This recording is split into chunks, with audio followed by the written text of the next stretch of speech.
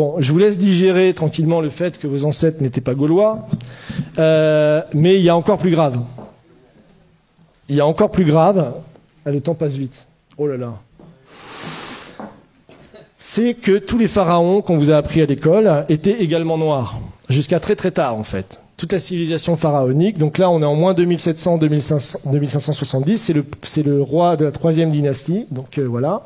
On voit ici de profil, donc il y a des caractéristiques morphologiques, bon j'ai pas le temps de rentrer dans les détails, et vous remarquerez que son nez est complètement éclaté. Voilà, donc ça c'est son gouverneur, c'est celui qui a battu la fameuse pyramide de Saqqara, moins 2600 avant Jésus-Christ. Donc on voit également qu'il a le nez cassé et une coiffe tout à fait occidentale. Donc ça c'est 2700 également avant Jésus-Christ. Ça c'est le dernier souverain de la 3e dynastie. Donc on voit un profil également typiquement européen que vous pouvez voir évidemment. C'est assez flagrant avec une coiffe tout à fait alsacienne, donc typique justement du sud de l'Égypte. Donc voilà, vous remarquez qu'il a également le nez cassé. Hein. Voilà, ça enfin c'est un petit peu plus tard. Donc c'est Ramsès III, c'est le plus connu, qu'on vous présente souvent à l'école, mais on vous présente pas cette version-là hein, à l'école. Hein. On vous le montre sur un hiéroglyphe. Donc également un profil tout à fait négroïde, comme on dit, et à qui on a également cassé le nez. Par contre, ce qui est marrant, c'est que j'ai mis la source de Wikipédia, parce que Wikipédia, malgré qu'ils utilisent un langage, comme vous pouvez le voir, extrêmement évolué, hein, l'analyse génétique montre que Ramsès III et l'homme E, probablement père et fils, et qu'ils appartiennent tous deux à l'aplogroupe du chromosome YE1B1A13, et que l'on trouve principalement en Afrique subsaharienne. Voilà. Vous avez bien mélangé le tout. Mais bon, il est d'Afrique noire. Hein, mais il ne faut pas le dire comme ça. Donc voilà. Donc là, on est quand même en 1186 hein, avant Jésus-Christ. Donc là, c'est les Égyptiens tels qu'ils se représentent. C'est également dans la tombe de Ramsès III que vous pouvez visiter en allant dans la vallée des rois. Donc 1200 avant Jésus-Christ montre que les Égyptiens... voilà, ça c'est l'Égyptien, ça veut dire Égyptien, et qui se représente comme ça ici. Hop. Voilà, l'Égyptien vu par lui-même, donc voilà, ça c'est 1200 avant Jésus-Christ. Donc imaginez un petit peu. Donc voilà. Et certains scientifiques, déjà un peu plus tôt, et c'est les découvertes qu'a fait Cheikh Anta Diop, c'est-à-dire que lui il a même découvert que bien avant les découvertes qu'on a fait par la science, des explorateurs au moment des invasions de Napoléon ou des Anglais ou des Allemands qui étaient allés en Égypte, avaient découvert que les pharaons étaient noirs, mais que personne ne voulait en parler. Donc lui, c'est Lepsius, c'est le fondateur de l'égyptologie en Allemagne, et il dit, voilà, tout simplement, bon, c'est une citation de son livre, hein, que vous pouvez trouver sur Internet, là où on s'attendait à voir un Égyptien, bizarre, on trouve un nègre authentique, tout à fait original. Donc ça, bon, j'ai pas le temps, c'est une icône byzantine du XIe siècle qui montre le roi Salomon allant visiter le pharaon noir, qui est très caractéristique. Et dans le Cantique des Cantiques, pour ceux qui connaissent la Bible, vous connaissez ce passage, je suis noir et pourtant belle, fille de Jérusalem, comme les temples de Kédar, les pavillons de Salomon. Voilà, pour ceux qui... Voilà. Donc voilà, encore une fois, là, il y en a plein, en fait. Hein. Bon, non seulement l'homme avant d'être blanc était noir, non seulement les pharaons également étaient noirs, et on bâtit également, était le berceau des sciences et des arts. Et ça, c'est la vraie négation, je pense, la plus consciente qui a été faite jusqu'à présent et qui perdure dans nos écoles aujourd'hui, même jusqu'en Europe. Donc, puisque vous avez là également dans une des tombes, 2000 ans avant la balance d'Archimède, hein, le système de balance avec des curseurs hein, afin de déplacer le centre d'inertie. Donc, vous avez là tout simplement le point de levier et ici ce qu'on appelle... le principe d'Archimède qui disait pour soulever la Terre, donnez-moi un point d'appui, qu'il a rédigé dans un traité, évidemment, 2000 ans plus tard, enfin 1500 ans plus tard, et en disant que c'était sa découverte et que c'était lui qui avait découvert toutes ces sciences géométriques. Donc, encore plus intéressant, le papyrus de Moscou, donc ça, il se trouve à Moscou, justement, aujourd'hui, il est au musée Pouchkine de Moscou. Et en fait, c'est les papyrus qui prouvent toutes les découvertes géométriques qui ont été faites par l'Égypte noire pharaonique, justement, entre moins 1500 et moins 3000 avant Jésus-Christ. Donc là, vous avez par exemple la pyramide tronquée, vous avez le calcul de la demi-sphère, vous avez Pythagore, vous avez le calcul des ellipses, Vous avez ça aussi, là c'est l'autre papyrus de Rhind. Donc vous avez ici donc, le théorème de Thalès. Donc, ça vous trouvez aussi dans des tombes, dans le papyrus. Donc ici, et Thalès lui-même a avoué qu'il avait fait sa découverte en Égypte. Hein. Qu'il avait lui-même fait sa découverte en Égypte. Mais il n'a pas dit que c'était les prêtres égyptiens qui lui avaient enseigné justement cette chose-là. Donc ils se sont tout accaparés. Donc là, ils ont même été jusqu'à calculer des coniques. On retrouve des études de coniques, bon ça c'est pour les matheux, qui sont soi-disant attribuées beaucoup plus tard, plus de 3000 ans plus tard. Le calcul de l'ellipse, de la demi-sphère, toutes ces choses-là ont été découvertes déjà avant moins 2000 par les Égyptiens à l'époque.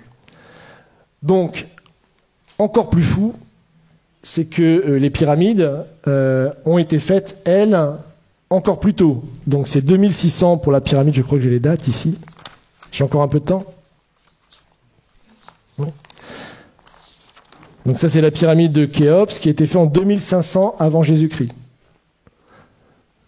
Donc qui nécessite des niveaux de science extrêmement aboutis puisque la base de la pyramide est horizontale à 20 mm près. Vous imaginez déjà les calculs qu'il fallait faire.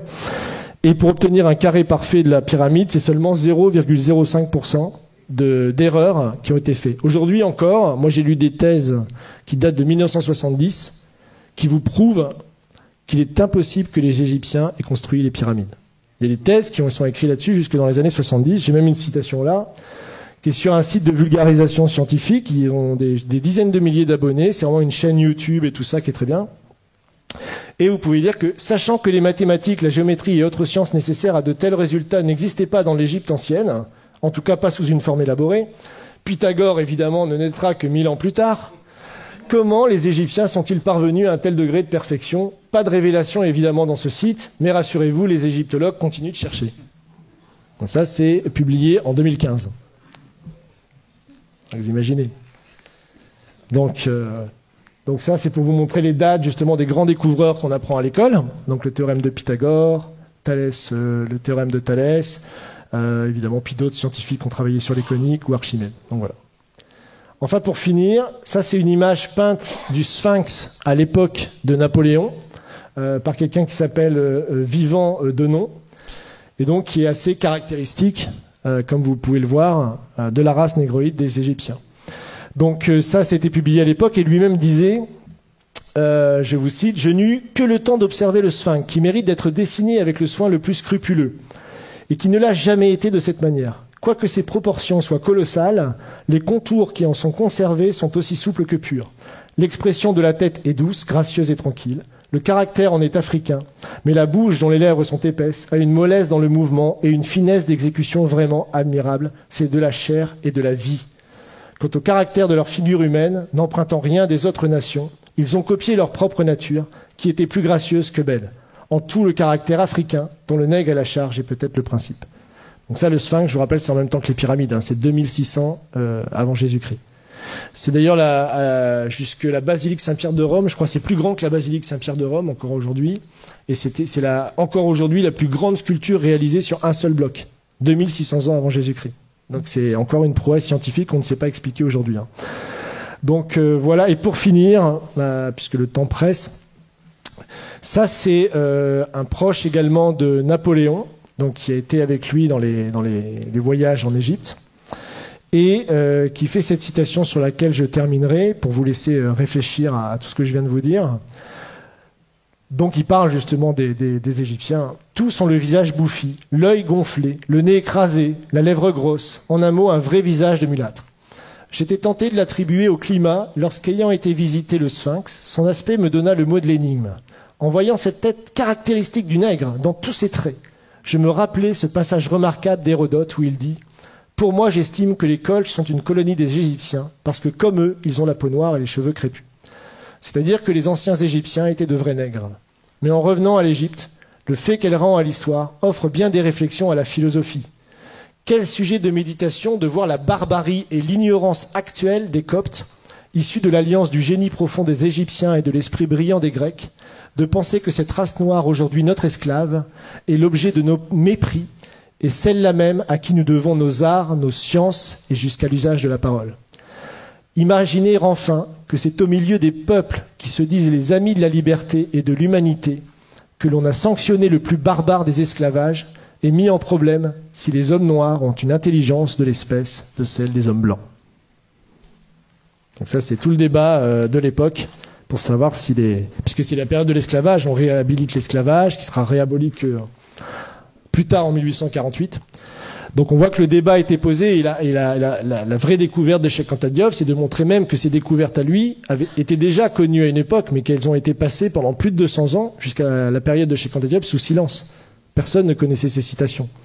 Donc voilà.